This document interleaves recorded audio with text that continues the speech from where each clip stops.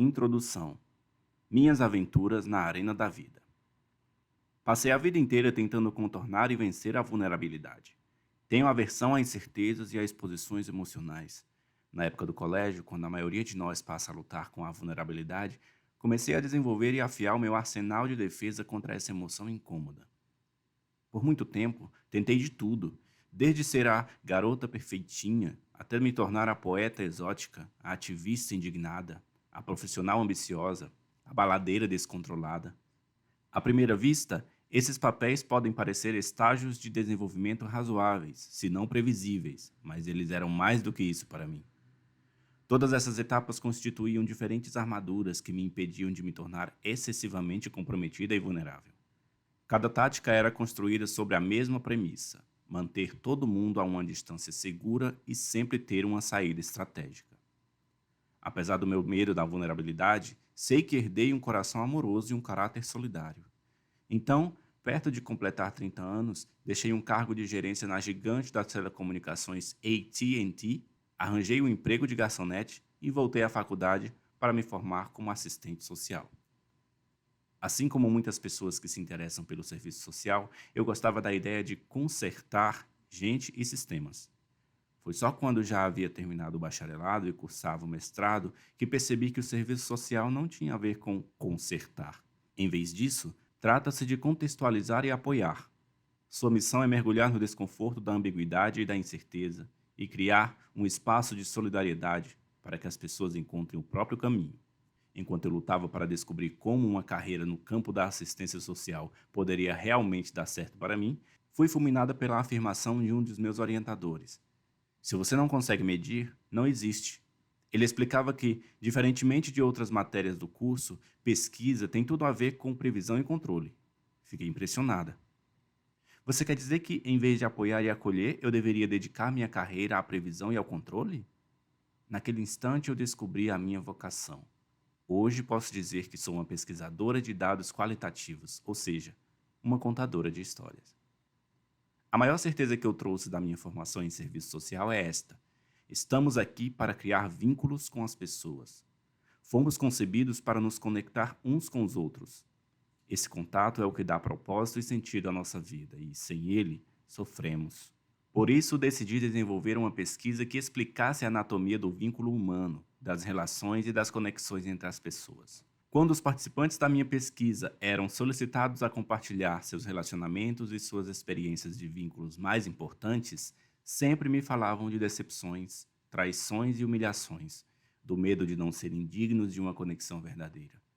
Parece que nós, seres humanos, temos uma tendência para definir as coisas pelo que elas não são, sobretudo quando se trata de experiências emocionais. Esse fato realmente chamou minha atenção. Portanto, um pouco por acaso, eu passei a pesquisar os sentimentos de vergonha e empatia, e levei 6 anos desenvolvendo uma teoria que explica o que é a vergonha, como funciona e o que fazer para combater a crença de que não somos bons o bastante e de que não somos dignos de amor e de relacionamentos. Em 2006, descobri que, além de compreender este sentimento, comecei a querer investigar o outro lado da moeda. O que tem em comum as pessoas que lidam bem com a vergonha e acreditam no próprio valor, que eu chamo de pessoas plenas? No meu livro A Arte da Imperfeição, defino os 10 sinais de uma vida abundante, que indicam o que uma pessoa plena se esforça para cultivar e do que ela luta para se libertar. Uma pessoa plena cultiva a autenticidade, se liberta do que os outros pensam. Cultiva a autocompaixão, se liberta do perfeccionismo. Cultiva um espírito flexível, se liberta da monotonia e da impotência. Cultiva gratidão e alegria, se liberta do sentimento de escassez e do medo do desconhecido. Cultiva intuição e fé, se liberta das necessidades de certezas. Cultiva a criatividade, se liberta da comparação. Cultiva o lazer e o descanso, se liberta da exaustão como símbolo de status e da produtividade como fator de autoestima. Cultiva a calma e a tranquilidade, se liberta da ansiedade como estilo de vida. Cultiva tarefas relevantes, se liberta de dúvidas e suposições. Cultiva risadas, música e dança, se liberta da indiferença e de estar sempre no controle. Naquele livro eu escrevi detalhadamente sobre o que significa ser uma pessoa plena e sobre o despertar espiritual que advém dessa descoberta. Agora pretendo compartilhar a definição de uma vida plena e apresentar os 5 temas mais importantes que surgiram na coleta de dados e me levaram às revelações que apresento nesta obra. Viver plenamente quer dizer abraçar a vida a partir de um sentimento de amor próprio. Isso significa cultivar coragem, compaixão e vínculos suficientes para acordar de manhã e pensar: não importa o que eu fizer hoje ou o que eu deixar de fazer, eu tenho meu valor. Ir para a cama à noite e dizer: sim, eu sou imperfeito, vulnerável e às vezes tenho medo, mas isso não muda a verdade de que também sou corajoso e merecedor de amor e aceitação. A definição de vulnerabilidade se baseia nos seguintes ideais fundamentais. Amor e aceitação são necessidades irredutíveis de todas as pessoas. Fomos concebidos para criar vínculos com os outros. Isso é o que dá sentido e significado à nossa vida. A ausência de amor, de aceitação e de contato sempre leva ao sofrimento. Se os homens e as mulheres que entrevistei na pesquisa fossem divididos em 2 grupos, aqueles que têm um senso profundo de amor e de aceitação e aqueles que lutam para conquistar isso, apenas uma variável os separaria. Aqueles que amam e vivenciam a aceitação simplesmente acreditam que são dignos disso. Eles não têm vidas melhores ou mais fáceis, não têm problemas menores e não passaram por menos traumas, falências ou separações. No meio de todas essas lutas, eles desenvolveram práticas que os tornaram capazes de se agarrar à crença de que são dignos de amor, de aceitação e até mesmo de alegria. A preocupação principal de indivíduos plenos é viver uma vida orientada pela coragem, pela compaixão e pelo vínculo humano. As pessoas plenas identificam a vulnerabilidade como um catalisador de coragem, compaixão e vínculos. Na verdade, a disposição para estar vulnerável foi o único traço claramente compartilhado por todas as mulheres e homens que eu descreveria como plenos. Eles atribuem todas as suas conquistas, desde seu sucesso profissional até o casamento e os momentos felizes com os pais, à capacidade que têm de se tornarem vulneráveis. Desde o início das minhas pesquisas, abraçar a vulnerabilidade surgiu como uma temática importante.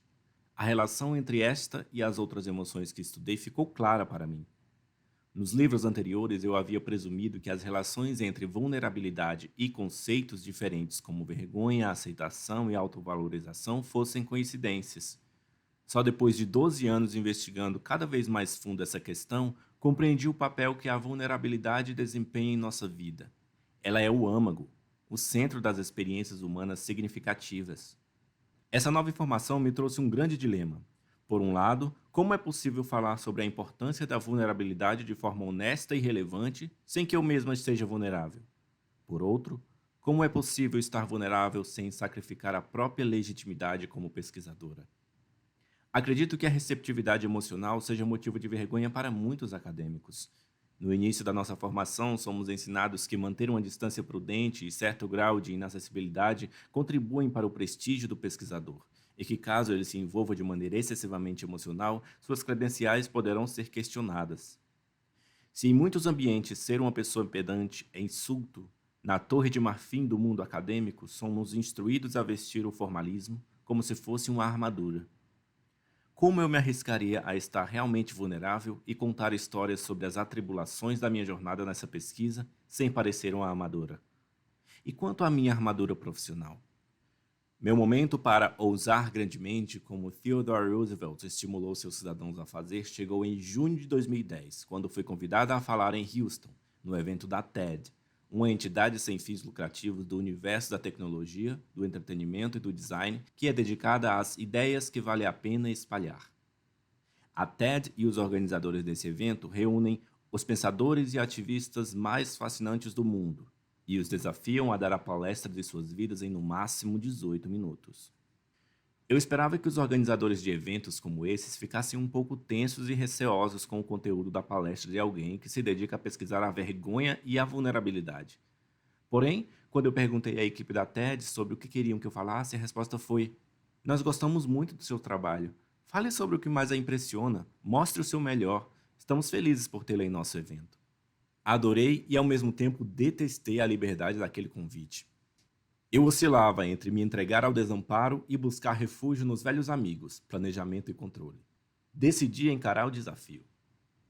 Minha decisão de viver com ousadia derivou menos da minha autoconfiança e mais da fé em minha pesquisa. Sei que sou uma boa pesquisadora e acreditava que as condições que havia obtido das informações coletadas eram válidas e confiáveis.